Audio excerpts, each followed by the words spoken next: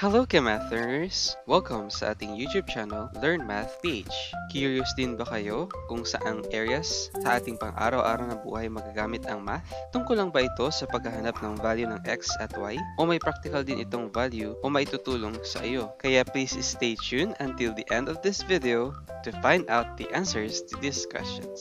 So without further ado, let's get started. Number 1, math is useful when you are in grocery or shopping. Alam mo ba na kapag ikaw ay marunong sa math, mas advantageous sa iyo? Bakit? Kasi malalaman mo kung ano yung may mas malaking discount at mas makakatipid ka pa. Lalo na ngayon dahil pataas na ng pataas ang mga presyo ng bilihin. For example, may nakita ka sa karatula na buy one take one free, 50 pesos only. Tapos nakita mo ang isang presyo ay 24 pesos only. Kaya saan ka mas makakamura? Doon ba sa buy one take one na 50 pesos? O dun sa per piece na 24 pesos. Syempre, dun ka sa 24 pesos each. Kasi 24 times 2 is 48 pesos lang. Kung dun ka sa buy one take one free, 50 pesos, 2 pieces. Kaya ang patak nun, 25 pesos per piraso. Kaya hindi ka madadaya ng karatula na buy one take one free kasi kinumpute mo at makakamura ka pa dun sa isang piraso. Siyempre, hindi naman laging ganoon ang sitwasyon. Ginawa lang natin yung example. Kaya pinapakita lamang nito na lamang ang may alam sa math. Another example guys, pag may discount. Halimbawa, kapag nag-shopping ka sa department store or kahit sa online stores, nakita mo na may tag price at may discount. Ang price ng cloth, halimbawa, ang damit ay 400 pesos. At ito daw ay 50% off. Ngayon, dahil alam mo ang rules ng percentage, ang 50%, alam mo rin na ito ay kalahati lang ng original price or simply divided by 2. Kaya alam mo, instead ng 400 pesos, ang babayaran mo na lang ay 200 pesos. Sa isang literal na grocery store at siningil ka more than 200 pesos, yun lang naman yung binili mo. Alam mo na mali yun. Pero syempre, example lang naman yun. Ang tinuturo lang natin dito is napaka-useful ng math kasi may alam ka. Alam mo mag-compute, ilan yung discount. So, napaka-useful ng math kapag ikaw ay nagsha-shopping or sa pamimili. So, last example dito, napaka-useful ng math kapag ikaw ay namimili dahil alam mo kung ilan ang total ng babayaran mo. Kung magkano ang kasya lang sa budget mo at kung na-master mo ang addition and subtraction sa iyong utak at kahit yung i-round off mo lang, rounding off numbers, malalaman mo kung ilan lang yung kasya dun sa budget mo. Tapos, alam mo rin kung magkano ang tamang isusukli sa iyo. Dahil, alam mo yung subtraction. So, kung meron kang alam sa math, hindi ka maloloko ng iba. At least, ikaw, marunong ka mag-compute. Pero at least, kahit mawala man yung calculator, alam mong mag-mental na calculate ng basic addition, subtraction. Ako ang ginagawa ko, nira-round off numbers ko kung wala akong dalang calculator. Halimbawa, nagbayad ako ng kuryente, tapos yung 3 bills yun. So, nira-round off ko lang. Ilan ba yung tentative na kailangan? Yan, para yun yung dadalhin ko na, yung pera.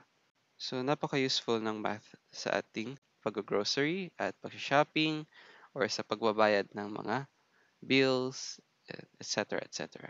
Okay, so number 2, math is also useful in computing your salary and deduction to it. Lalo na in the future sa lugar ng trabaho, lalo na kapag payday na. Halimbawa, malalaman mo pag nagtrabaho ka na, maraming mga deduction sa salary tulad ng PhilHealth, Pag-ibig, SSS, etc. At nandyan pa yung mga tax, ayan, mga BIR, etc. etc. So halimbawa guys, yung sweldo ay 25,000 pesos. Halimbawa, monthly salary mo na yun. Halimbawa lang. Tapos, yung mga deduction ito. Yung SSS ay 571 pesos and 20 centavos. PhilHealth is 350 pesos. Pag-ibig fund is 500 pesos. So, kung i-add mo siya, 571.20 plus 350 plus 500, maminus mo siya sa 25,000. Para ilan na lang matitira sa'yo? Ang sagot, 23,578.80 centavos. So, nalaman mo yun, na-compute mo yun dahil alam mo ang rules. Kasi yung deduction ng salary, di ba, i-deduct. Ibig sabihin, i-minus mo siya.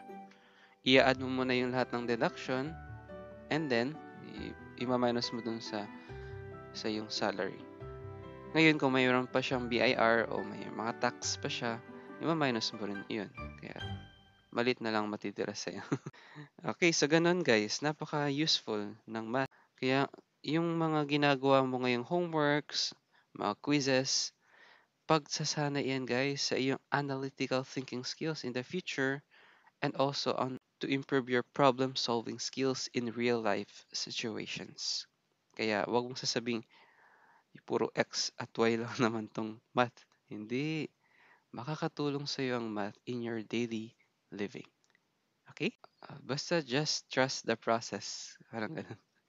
Oo. Malaking tulong ang math sa iyong daily living kapag naging adult ka na.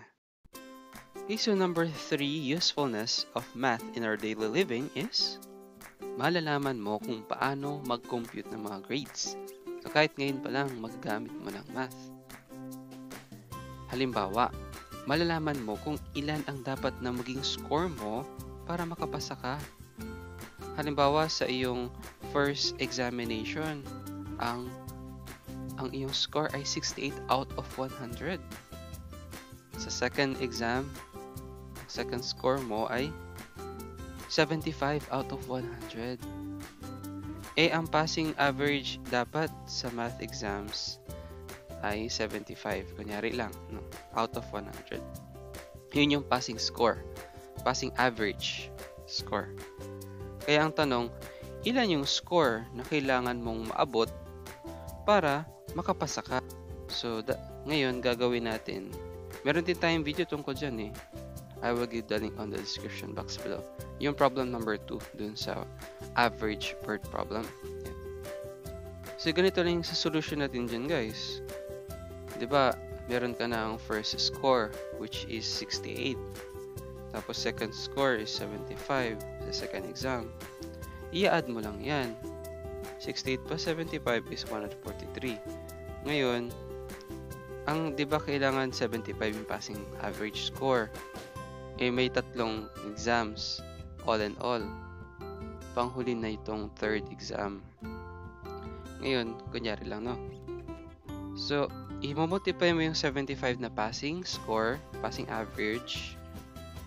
I-multiply mo siya dun sa lahat ng quizzes, total number of quizzes. So, times 3. 75 times 3 is 225. Ngayon in-add mo kanina, di ba? 68 plus 75 was 143. I-subtract mo yung dalawa.